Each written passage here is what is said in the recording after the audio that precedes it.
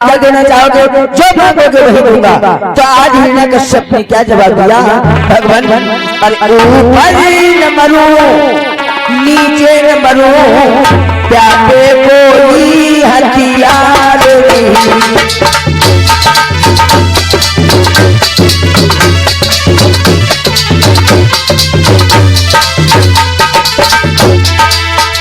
निस्बे न मरो में न मरो,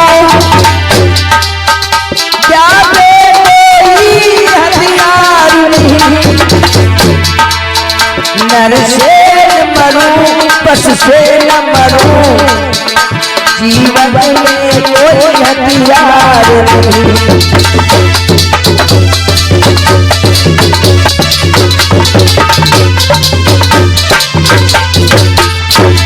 महाराज जी, मैं बोलूंगा जो संसार में आज तक किसी ने न लिया हो।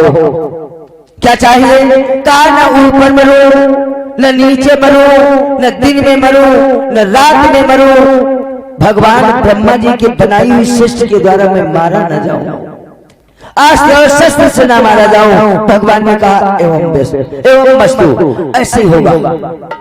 भगवान तो अंदर ध्यान होकर के चले गए। जब भगवान अंदर ध्यान होकर के चले गए तो अब हिरण्यकश्यप ने देवतन पर चढ़ाई कर गई, इंद्र को अपने बस में बंदी बना करके डाल दिया। सारे देवता, सारे राजा, सारे रईस रंग आकर के चरणों में गिर गए। श्री शिव जी बोले, राजन अब तो पूरे संसार में हिरण्यकश्यप की पूजा होने लगी, मैं ही भगवान हूँ, कहीं दूर का रहने वाला नहीं है। महाराज तुम्हारे हरदोई का रहने वाला है। जहाँ भगवान के राज, भगवान के भक्तन पर अत्याचार होता हो वो भगवान, सुनी जी भगवान ने जाने क्यों बाबा जी, क्योंकि यहाँ इतना आज भी हिरण्यकश्यप का डर है। आज भी अपने हृदय वाले मालूम का गार मिर्चा का जाए, मिर्चा नहीं कहा, राना जी करे बोलते मिर्चा कह दे। अपने यहाँ बूढ़े लोग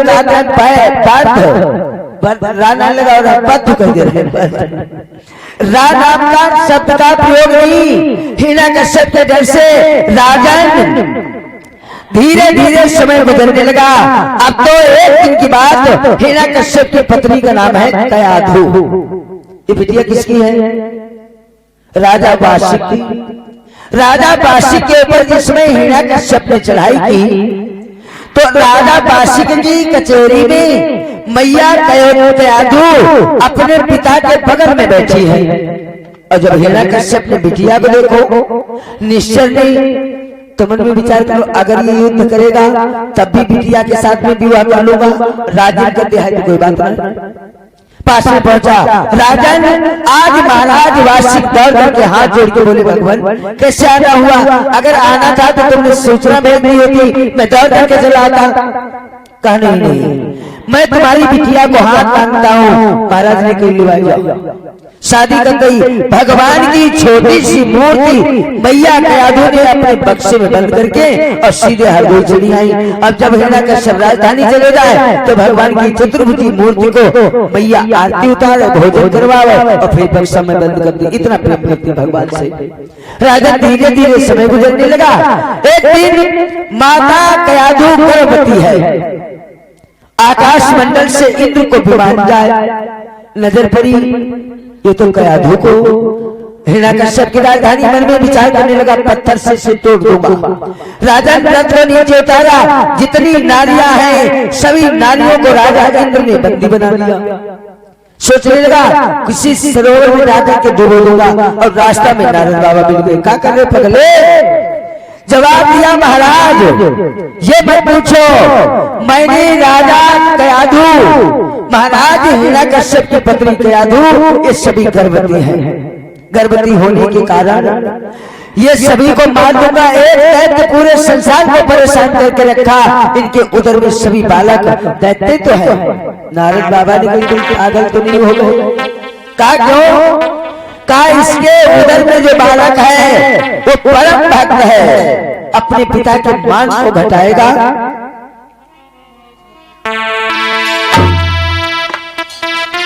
नारद बोले, वध करने से क्यों अपयश सिर पर लेता है? भाभी की सारी बातों को तो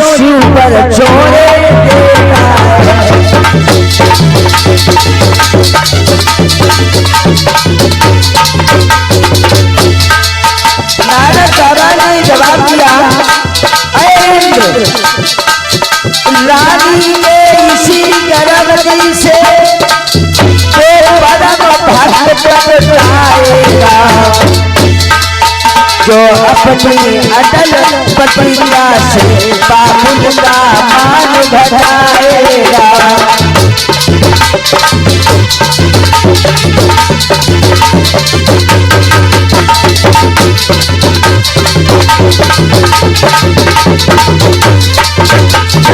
जवाब दिया महाराज अपने सर पर अपने को ले रहा है। इस रानी के गर्भ से जो पुत्र पैदा होगा वो भगवान का परम भक्त होगा, इसलिए छोड़ दे। राजा इंद्र ने नारद की बात को मान करके कयाधु को उसी जगह पर छोड़ दिया। बाबा नारद ने कयाधु से पूछा महल में जाओगी? कयाधु ने कहा नहीं, फिर राजा इंद्र आकर के मुझे बंदी बना लेगा, क्योंकि हमारे नाथ इस समय जंगल में तपस्या कर रहे, बाहर है, इसलिए तुम अपने पास मुझे रख लीजिए। नारद बाबा कुटिया में लेके पहुंचे।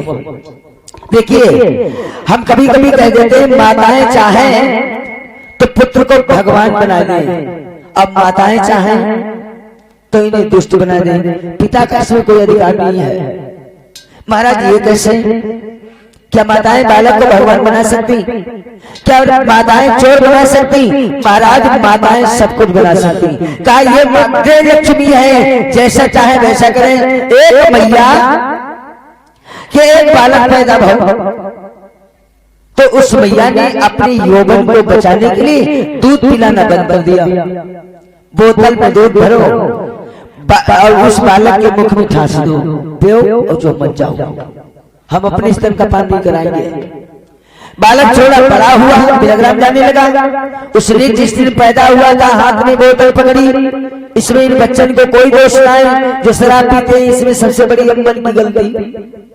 महाराज जब बिलग्राम में पहुंचे तो उनका इलाज तो बोतल की है, कोको कोला की बोतल पिए लगे। जब और बड़े बहन जी का लिम्का कहा, आज 80% लड़का भारत में लिम्का पीते हैं, दूध नहीं पीते। 80 रुपया का 2 लीटर पानी पी ली सड़ो और 80 रुपए 2 लीटर दूध कोई बच्चा लेके मोड़ पिए थे, बताओ नहीं पीता क्यों? अम्मा ने दूध पिलाया ही नहीं, दूध पी लिया, पानी पी लिया और तनी बड़े बहन रुपया वाले पैसा पैदा करने लगे, रंगीन बोतल पिए लगे, शराब पीने लगे और बड़े हुए। और जब बुढ़ापो आओ तो डॉक्टर घरे उठाई गए, डॉक्टर ने बोतल ठास गई, बोतल ठास गई। अब बोतल लगे मर गए। टिकटिक बांध गंगा जी पर बोतल छूटी, जो दिन पैदा भय वही दिन तेरे जले मरना, ये बोतल संबोधन छोड़ो। ये कहीं की देना है? बोले अम्मा की देन है, अम्मा की देन है। नाराज मत हो जाना महाराज। बालक ने अरे माताएं चाहे तो चोरी करके आए, चोरी करके एक अंडा सुल्ताना डाकू बन गया। अगर अम्मा ने गाल पर तमाचा दिया होता चोरी करके कहां से लाए तो सुल्ताना को फांसी नहीं होती। चुराई ले आए अंडा, 2 रुपया मम्मी चुप चुप किसी को बताना नहीं, कल 20 रुपया काटे बैठे पर तुम्हारे खेत में आगी लगाई दे करी ना। माँ चाहे तो बालक को राम बना सकती और माँ चाहे तो सुल्ताना डाकू बना दे, अच्छा शराबी बना दे, तुम चाहो जैसे बना लो। क्योंकि बालक एक छोटा घड़ा होता, जैसा गुरु तुम्हारे शिक्ष कुंभ है कड़ी कड़ी काटत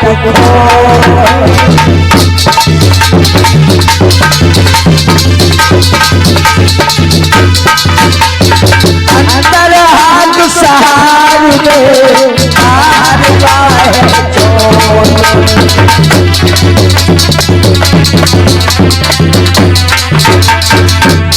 गुरु कुम्हार मैया कुम्हार के समान गुरु है।